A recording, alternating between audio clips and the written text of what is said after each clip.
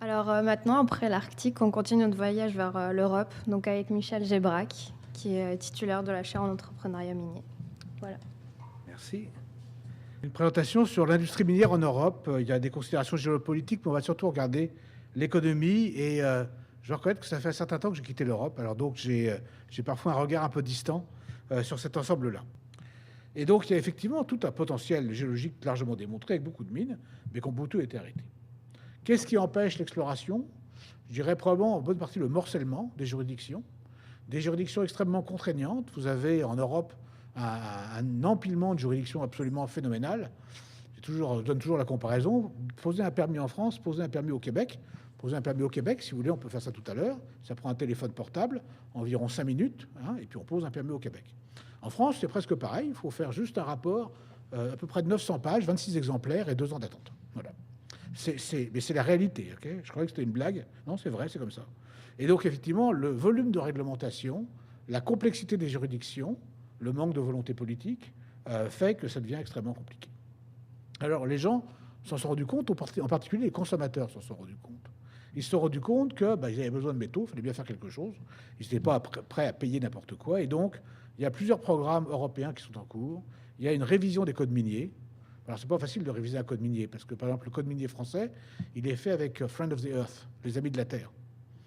Alors, les objectifs des Amis de la Terre dans le code minier, c'est pas exactement les mêmes que ceux de la Fédération des producteurs de métaux. Alors, ça donne des codes miniers extrêmement bizarres, qui ont d'ailleurs absolument aucune allure à chaque fois qu'on les regarde. Puis, je pense qu'il y a quelqu'un qui sera avec moi dans la salle, là, Rock.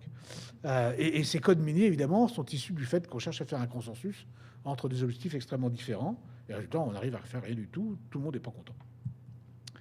Alors, juste pour finir, quelques mots sur les juniors françaises. Vous voyez qu'en France, il y a un petit coin sombre. Okay, il y a de la lumière à Paris, il y a de la lumière sur la Côte d'Azur, il y a de la lumière à Lyon. Mais vous voyez, je dirais qu'entre la Bretagne et la Méditerranée, vous avez une bande là.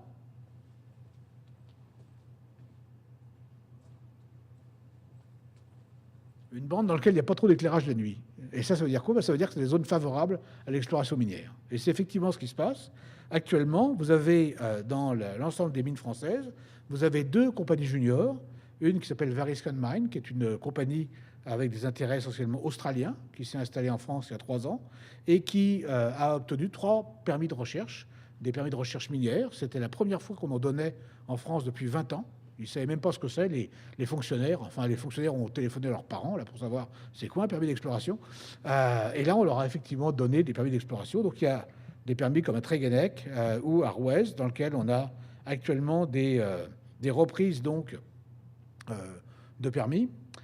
Et puis, une deuxième compagnie qui s'appelle La Mancha. La Mancha, c'est une compagnie qui appartenait avant à Areva, qui a ensuite été racheté par un vendeur de téléphone égyptien, vous voyez, et qui a ensuite donc développé cette mine avec des mines en Afrique qui fonctionnent. Et donc, j'ai dit, pourquoi pas en trouver en France? Et ils sont en train d'en chercher actuellement dans la Creuse donc dans cette zone un peu sombre du territoire français. Alors évidemment, c'est pas tout à fait facile en France. Okay, dès qu'on regarde un tout petit peu ce qui se passe, vous voyez que c'est comme une or dehors et non aux mines, ni à Rouez, ni ailleurs. Vous voyez que ça prouve que les Français ont de l'ambition. Quand ils veulent quelque chose d'interdit, c'est universel. Voilà. Alors donc, il ne me reste plus qu'à conclure et à remercier nos conférenciers et l'audience. On est très content de vous avoir promené un petit peu dans le monde minier. Je pense qu'au niveau de l'entrepreneuriat, ces connaissances sont absolument indispensables. On a eu un exemple d'entrepreneur avec M. Lassalle. La technique n'est pas tout. La compréhension des autres est essentielle. Et donc, un entrepreneur, évidemment, il réussit à la fois parce qu'il a un rêve, mais parce qu'il a confronté son rêve aux opinions des autres. Donc, je vous souhaite un bon entrepreneuriat minier et de bonnes fêtes de fin d'année. Merci à tous.